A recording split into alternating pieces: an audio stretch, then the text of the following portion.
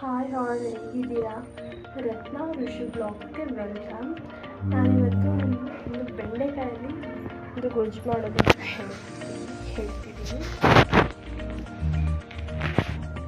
ಈಗ ಬೆಂಡೆಕಾಯಿ ಗೊಜ್ಜು ಮಾಡೋದಕ್ಕೆ ಏನೇನು ಬೇಕು ಸಾಮಗ್ರಿಗಳು ಅಂತ ನೋಡ್ಕೊಳ್ಳೋಣ. ಮೊದಲಾಗಿ ಬೆಂಡೆಕಾಯಿ ಒಂದು ಬಟ್ಲಷ್ಟು ತೊಗೊಂಡಿದ್ದೀನಿ. ಆಮೇಲೆ ತುರಿದಿರೋ ಅಂಥದ್ದು ಬೆಳ್ಳುಳ್ಳಿ ಒಂದು ಬಟ್ಲು, ಉಪ್ಪು, ಖಾರದ ಪುಡಿ, ಸ್ವಲ್ಪ ಎಣ್ಣೆ. ಈಗ ಯಾವ ಥರ ಮಾಡೋದು ಅಂತ ತೋರಿಸ್ತೀನಿ. ಮೊದಲು ನನಗೆ ಬೆಂಡೆಕಾಯಿನ ಹುರ್ಕೊಬೇಕು. ಬೆಂಡೆಕಾಯಿನ ಹುರ್ಕೋಬೇಕು. ಅದು ನಾರು ಥರ ಇರೋದೆಲ್ಲ ಹೋಗಬೇಕು. ಸಣ್ಣ ಉರಿಯಲ್ಲಿ ಥರ ಫ್ರೈ ಮಾಡ್ಕೊತಾ ಇರಿ. ಫುಲ್ ನಾರೆಲ್ಲ ಹೋದ್ಮೇಲೆ ಚೆನ್ನಾಗಿ ಹುರಿಬೇಕು. ನಾರೆಲ್ಲ ಹೋಗಬೇಕು. ನಾನು ಹೋಗ್ತೀನಿ. ಇದು ನಾರು ಬಿಟ್ಕೊಳ್ಳೋ ಅಷ್ಟು ನಾವು ಹುರ್ಕೊತಾ ಇರಬೇಕು. ನೋಡಿ, ನಾರು ಬಿಟ್ಕೋತಾ ಇದೆ.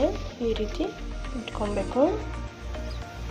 ಇನ್ನು ಸ್ವಲ್ಪ ಮಾಡಬೇಕಿದೆ ನಾರು ಥರ ಫುಲ್ ನಾರೆಲ್ಲ ಹೋಗ್ಬಿಡ್ಬೇಕು. ಇದೆಲ್ಲ ಅಲ್ಲಿವರೆಗೂ ಫ್ರೈ ಮಾಡ್ಕೊತ ಇರಬೇಕು.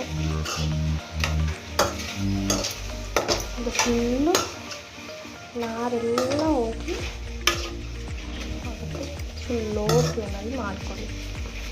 ಕಚ್ಕೊಂಡು ಸೀದೋಗ್ಬಿಡುತ್ತೆ. ಇದು ಉರಿಯೋದೊಂದೇ ಟೈಮ್ ಉರಿಯೋದು. ಒಂದು 5 ನಿಮಿಷದಲ್ಲಿ ಪಟ್ ಅಂತ ಆಗಿಬಿಡುತ್ತೆ. ಲಾಸ್ಟಕ್ಕೆ ಚಪಾತಿಗಾಗಿರ್ಬೋದು, ದೋಸೆಗಾಗಿರ್ಬೋದು, ಎಲ್ಲದಕ್ಕೂ ಚೆನ್ನಾಗಿ ಅನಿಸುತ್ತೆ. ಮಕ್ಳಿಗೂ ಇಷ್ಟ ಆಗುತ್ತೆ. ಬೇಗ ಆಗುತ್ತೆ. ಇವತ್ತು ಬೇಗ ಆಗುತ್ತೆ. 1-2 ಸ್ಪೂನು ಎಣ್ಣೆ,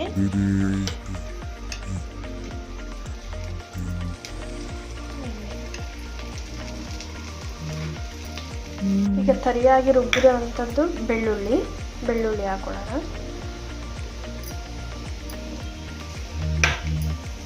ಇಷ್ಟು ಹಾಕೊಂಡ್ಬಿಡೋಣ. ಬಟ್ಲಷ್ಟು ಬೆಳ್ಳುಳ್ಳಿ ತೊಗೊಂಡಿದ್ದೀನಿ.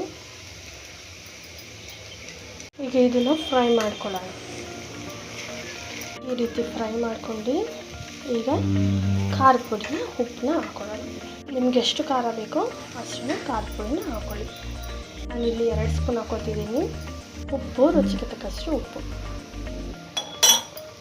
ಇದನ್ನೆಲ್ಲ ಮಿಕ್ಸ್ ಮಾಡ್ಕೊಬೇಕು. ಗ್ಯಾಸು ಲೋ ಫ್ಲೇಮರಲ್ಲೇ ಇರಬೇಕು. ಲೋ ಆಗೇ ಇರಬೇಕಿದೆ. ಚೆನ್ನಾಗಿ ಮಿಕ್ಸ್ ಮಾಡ್ಕೊಬೇಕು. ಈ ರೀತಿ ಚೆನ್ನಾಗಿ ಫ್ರೈಯನ್ನು ಮಾಡ್ಕೊಳ್ಳಿ. ಎಲ್ಲ ಮಿಕ್ಸ್ ಆಗಬೇಕು.